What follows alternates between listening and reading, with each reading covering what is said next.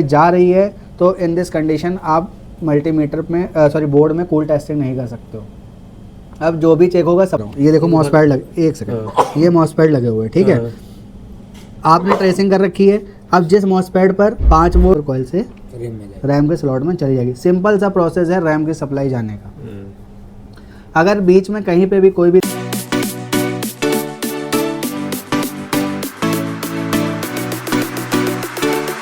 अब जैसे कि हमारे पास कोई बोर्ड आया और हमें उस बोर्ड को हॉट टेस्टिंग में चेक करना है।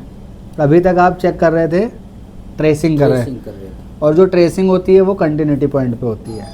अब जो हम कर रहे हैं वो हॉट टेस्टिंग कर रहे हैं। हमारे पास डेस्कटॉप का बोर्ड है, हमने पावर सप्लाई लगा रखी है, बोर्ड के अंदर पावर सप्लाई जा रही है। अब बोर्ड के अंदर अगर पावर सप्लाई जा रही है तो इन दिस कंडीशन आप मल्टीमीटर में बोर्ड में कूल टेस्टिंग नहीं कर सकते हो।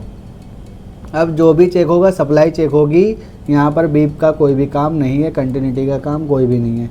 अब जैसे हमने सर्किट चेक किया था कि यहाँ पर हमें 3 वोल्ट या 5 वोल्ट मिलेगी, तो उस समय हम क्या कर रहे थे, उसकी कनेक्टिविटी चेक कर रहे थे, लेकिन अब 3 और 5 वोल्ट दिखाएगा।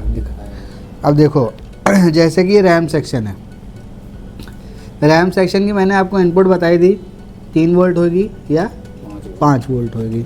चलो यहाँ चेक करते हैं। जो सिंगल मॉसफेट लगा इसके ड्रेन पे, यहाँ पर आपकी 11 वोल्ट आ रही है। चलो कोई बात नहीं,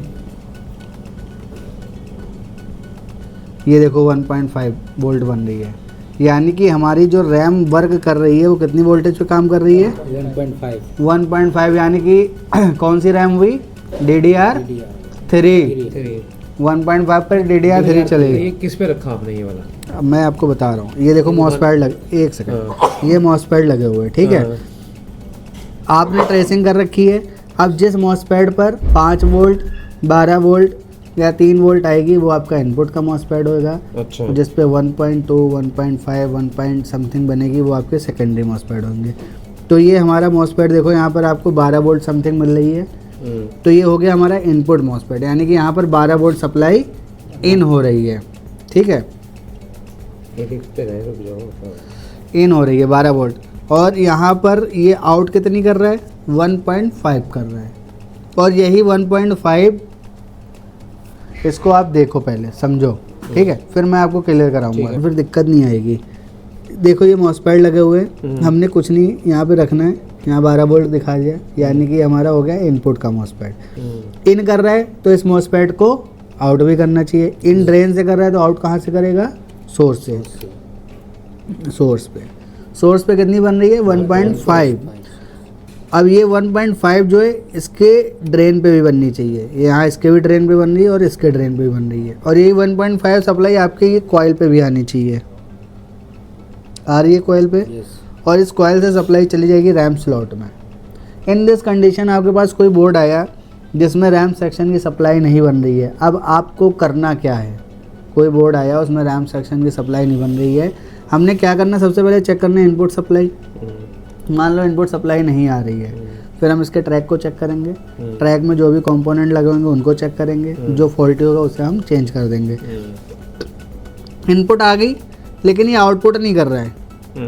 अब मॉसफेट आउट कब करेगा, जब उसके गेट पर ड्राइव आएगी। तो देख लेते गेट पर सप्लाई आ रही है, गेट पे आ रही है, 3 वोल्ट पे गेट आपका इनेबल हो रहा है। गेट को सप्लाई कौन देगा, रैम आईसी देगी। मैंने आपसे बताया हुआ था जो रैम आईसी होती है वो रैम के मॉसफेट को कंट्रोल करती है। कि गेट पर सप्लाई आ गई, देन इसने यहाँ से आउट कर दिया, कितनी कर दी, 1.5।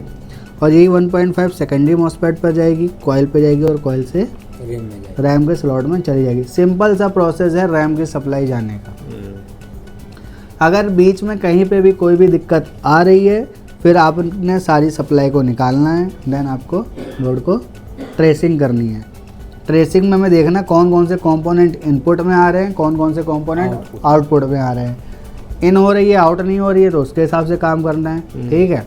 तो इस तरह से हम ट्रेसिंग करेंगे। जैसे कि मैंने आपको बताया था कि बायोस आईसी पर आपको 3.3 सप्लाई मिलती है, 3 वोल्ट की सप्लाई मिलती है, आपको चेक भी कराया था। ये देखो यहाँ पे बायोस आईसी पे 3 वोल्ट दिखाएगा, 2.9 समथिंग 3 वोल्ट आ रही है, ठीक है। बायोस आईसी कौन सी है? ये बायोस आईसी रही है आपकी, ठीक है।